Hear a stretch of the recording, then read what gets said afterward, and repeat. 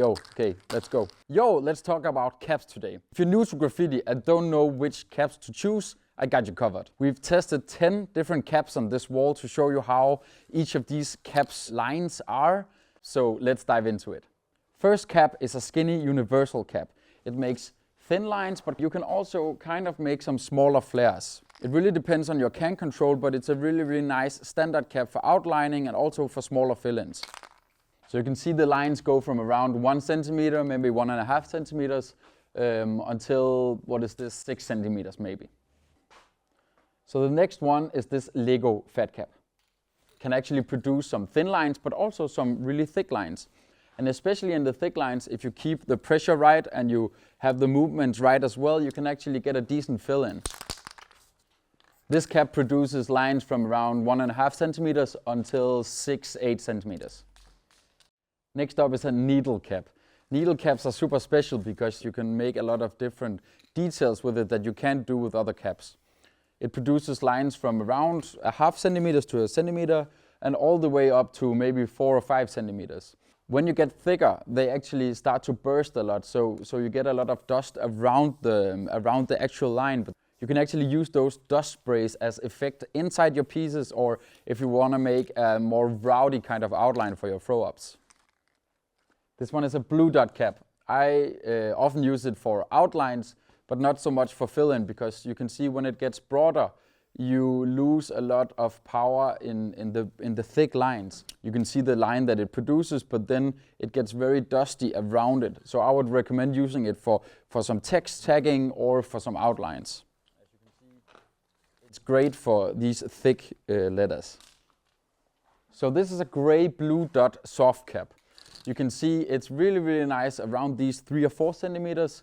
And if you want to do some very rowdy flare tagging, you can also use it for that. So in the thicker lines, you get this dust around the actual line, but when it gets down to around 2, 3, 4 centimeters, it becomes really thick and nice again.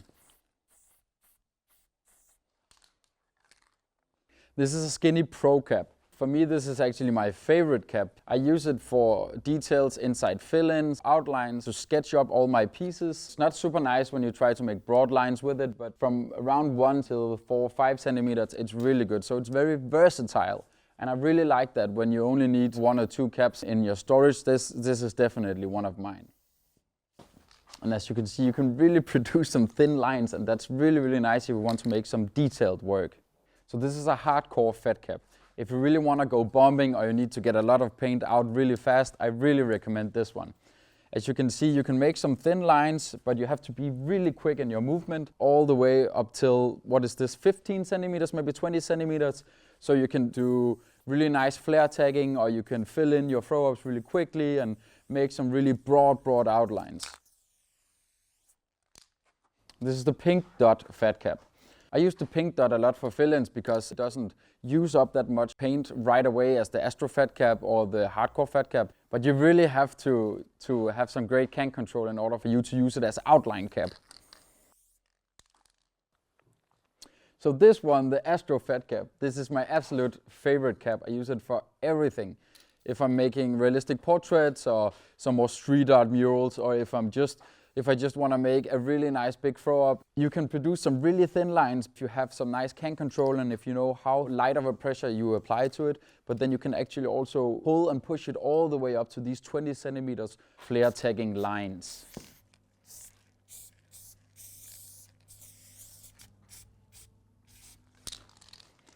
Skinny Aerosol art cap. As you can see, it produces nice lines when it's really thin lines, but once you get over these 4 centimeters, it gets kind of blurry and dusty. Actually, when I'm using it, I can feel now that it's super nice for these smaller, very thin letters, because you can actually push it from being a little bit wide and then pull it all the way to being super skinny. So the last one is this standard cap. It comes with the 94 can by Montana Colors. It's okay for throw-ups if you want to rowdy, a little bit dusty outlines and fill-ins, but I don't use it much because I can't control the actual outcome of it. It gets a little bit too blurry for my style.